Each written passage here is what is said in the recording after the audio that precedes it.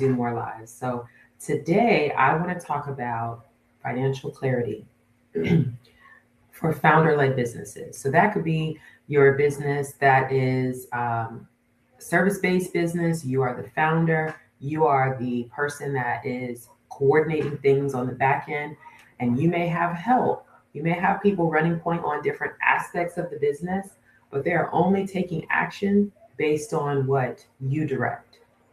And then there's the founders of what's near and dear to my heart are our nonprofits. They are the ones that bring the inspiration. They're the one that bring the enthusiasm. They have found a gap in the world that has a big problem that needs to be solved. If your business depends on you, the founder, to survive, then this live is for you, right? So if sometimes when we talk about entrepreneurship and starting a business, we put ourselves in the center of the universe. So we are the founder, the operator, the customer service, the this, the that. And that is the case in the beginning for a lot of businesses, but you have to start out at the very beginning, or as soon as you recognize the problem, finding a way to remove yourself from the center, right? You need to hire yourself for one specific role or set of roles. And you need to be working to identify the talents and skills needed to offboard certain aspects from you to someone else. So if you are a nonprofit, what is your zone of genius, right? So you bring the passion, but what's your zone of genius? Is it the operations? Because usually it's not. Is it the fundraising? Most of the time it is, because it's tied to the passion. Is it programmatic? Are you hands on? Are you executing programs? As you identify those different aspects of whatever your business must do to survive, to provide the service, to provide the problem solving, you must find people to start filling in those gaps. You may not be able to find full-time staff, but you may be able to outsource this aspect. Now that's off your plate. Outsource the financial management aspects. So that's off your plate. You can't walk away from it fully, but the workload is off your plate. The programmatic work. Maybe you're going to be finding volunteers initially, and eventually you'll work into part time and then full time. So this live is for the founders who are in that quagmire of having to do all the work, having to think up all the work, having to come up with all the processes, and being the center of the universe. Issues that you're running into. Everything must run through you. You're the visionary, you're the operator. Financial decisions are all reactive. You only make a decision as a response to some problem. Growth feels chaotic. You're profitable, your money's coming in, but it just doesn't feel stable because your attention is constantly going to different things. It's on programs one day, it's on fundraising one day, it's on operations and finance one day, it's on putting out a fire, it's on building a whole new deck for the board because they asked a question you weren't prepared for. It's on, and the cycle continues. So we want to talk through three financial foundations, right? So just highlighting what those are. The first, you must know your numbers. And we'll talk about what that means. The second is separate growth from guesswork. Okay, there has to be something strategic about what we do. We can't just do, right? Because otherwise we're spinning and we're never getting anywhere. And we can't really measure the progress that we've made because we're touching everything every day. Build systems, not stress.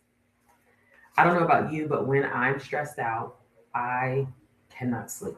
So it could be 1 o'clock in the morning. If there was something I said I was going to do tomorrow, and in somewhere in the back of my mind, the chat GPT of my mind, I know I really don't have time to do all those things that I claim I'm going to do.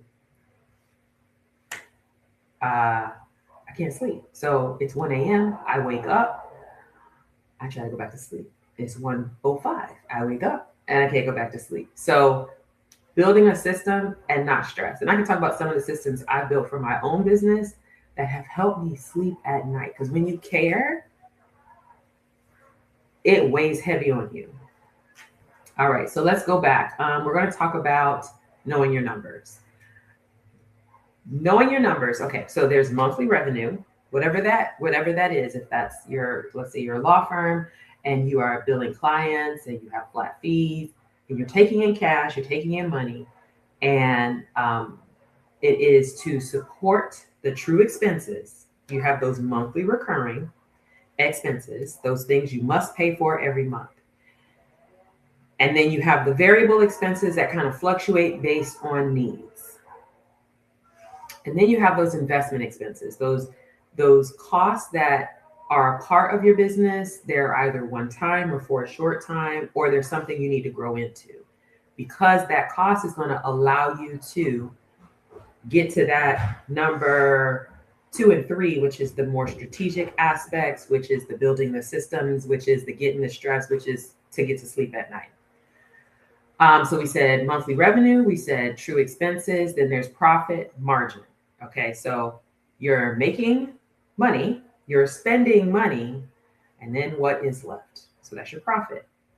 How much profit are we retaining? And what can we do to build some stability in that? That'll come in our processes. And then cash flow and timing. This is extremely important because you could have a profitable business that could be red at certain parts of the month. I have software that I recommend to clients depending on where they are in their business, how many people they have to work with them. Some software in which is free, some that comes with a fee. It allows you to have expense reporting processes, but you need a software on top of your QuickBooks. So you've got QuickBooks for the monthly accounting, but software on top of that for accounts payable, that's paying your bills. There's a way to structure your bill payment that matches the timing of revenue.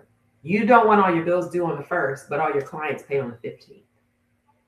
Or maybe one month you're so lucky that everyone paid you before your bills were due and they paid all of their amounts due, or you could be looking at, you have a payment structure, payment plans that put you in a bind. Okay, so we have to work backwards to get the timing so that cash flow works and you don't have weeks in a month where you're not sleeping because cash flow is a mess. Cannot rely on the bank balance alone. Okay, so I know I did this in college. I don't do this anymore. Too many responsibilities to live on the fly like this, but I know this is what you're doing. You log into the bank, you look at your balance, or you get some sort of a text alert, an app alert, or email alert from your bank telling you what your balance is. It'll show you what's available, your current balance. It'll show you the balance after anything pending. So you may have money going into the account that makes the pending amount bigger, or you may have money coming out of the account that makes the pending amount smaller. But are you really spending time looking through what that is? You can't just log into the bank alone and that's it. You can't log into the bank alone and call that your financial management process. You must know your numbers.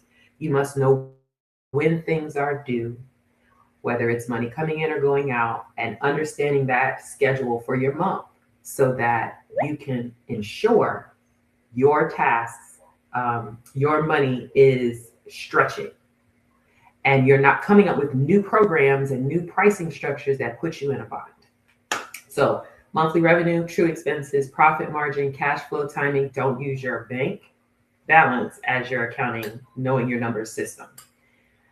That was number 1. So number 2 is separate growth from guesswork. We put out fires.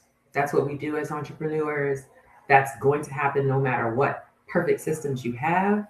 As you're a growing business, you're going to have growing pains. But as you're making investments in your business, as you're coming up with new programs, you must identify the ROI on all of your activities.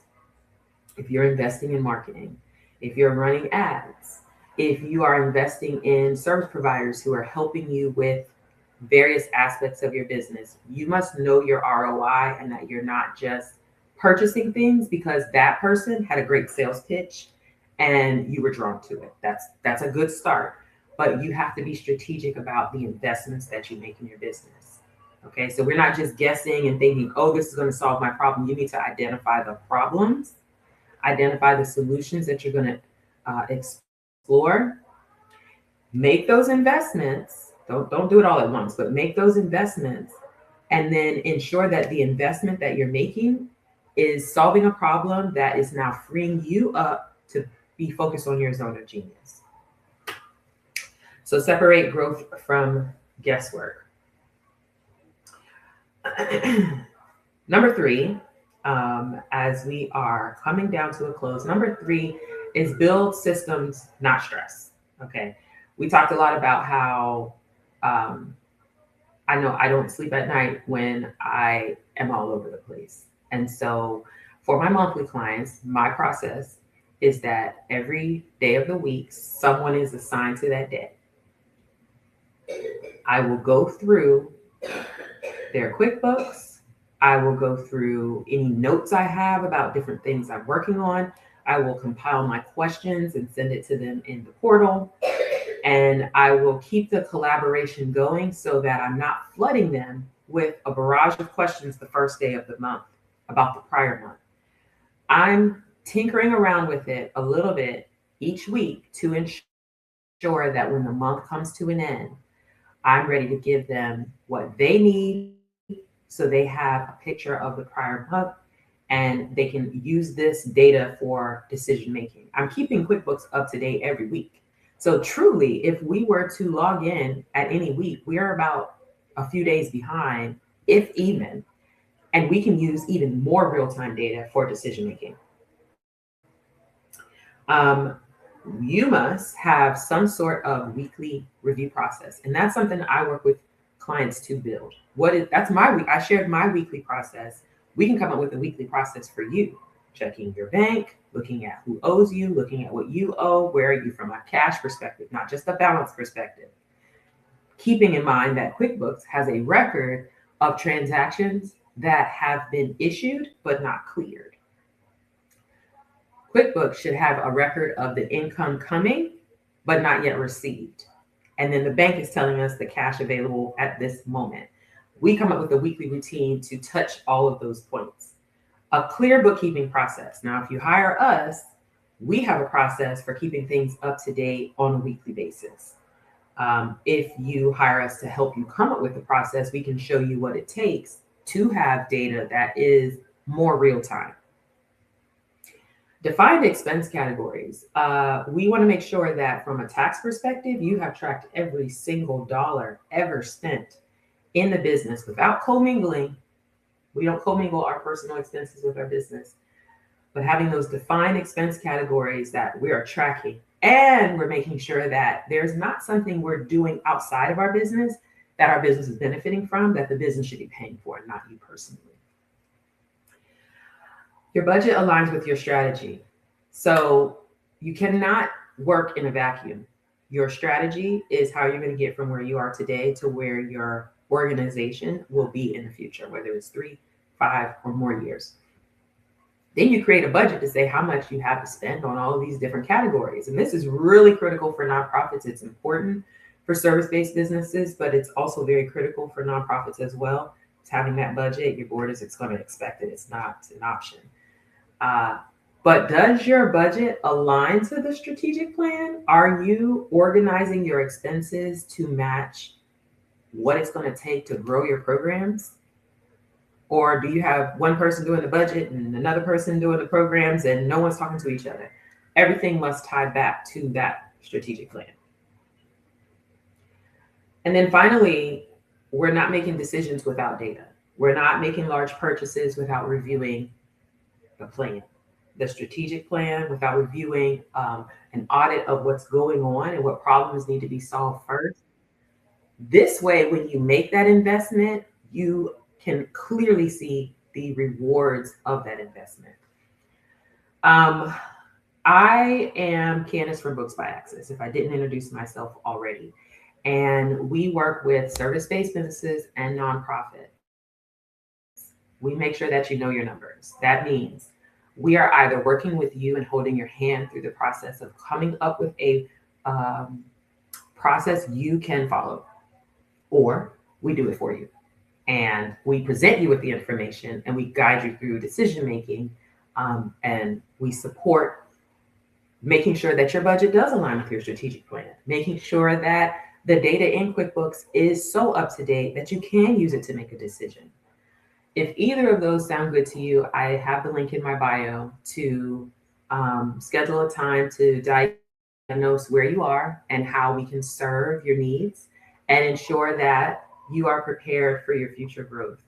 Um, and that concludes my live today. If you have any questions, send me a DM and I look forward to connecting.